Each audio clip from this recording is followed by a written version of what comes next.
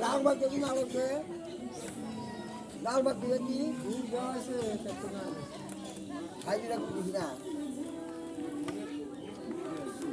গরমের মধ্যে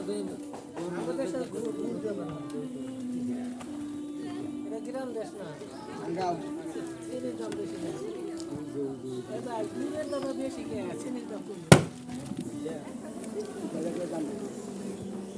চিনি দিয়ে তো ঘুরবো না চিনি দিয়ে ঘুরবো না